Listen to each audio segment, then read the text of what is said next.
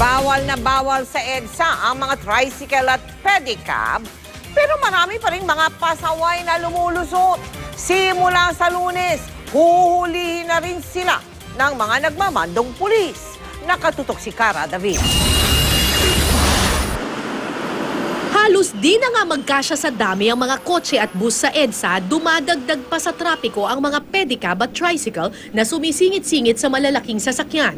Sa tapat ng isang bus terminal sa EDSA Pasay, nakikipagsabayan at madalas sumasalubong pa sa mga sasakyan ang mga padyak boys. Ayon sa batas, bawal ang mga pedicab at tricycle sa lahat ng highway. Gumigilid naman kami.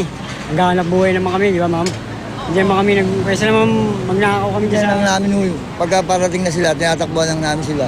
Simula sa Lunes, manghuhuli na ang Highway Patrol Group o HPG ng mga tricycle at pedicab na pumapasok sa EDSA. Bahagi pa rin ang kampanya para paluwagin ang daloy ng trapiko sa Kamaynilaan. Bawal talaga ang mga tricycle sa highway. Hindi lang na-implement ng maayos kasi kunyari MMDA, kung sila mag-implement, mas malaki yung grupo ng mga Tricycle Drivers and Operators Association. Kung dadalawa lang kayo MMDA, mag-implement kayo, kukuyugin kayo. Noong nakaraang linggo, nakuna ng GMA News ang ilang tricycle sa bahagi ng GMA Kamuning Station na may pila sa EDSA. Ngayon, wala na ang pila pero may mga nangangahas pa rin pumasok sa highway. Malakas ang loob ng mga tricycle driver na pumasok sa EDSA dahil may prangkisa at permit sila mula sa lokal na pamahalaan.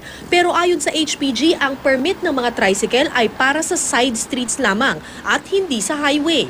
Nakipag-ugnayan na ang HPG sa Tricycle Regulatory Unit at sa Lunes katuwang na nila mga lokal na pamahalaan sa panghuhuli. Hindi natin pinagbabawal yung maghanap buhay sila.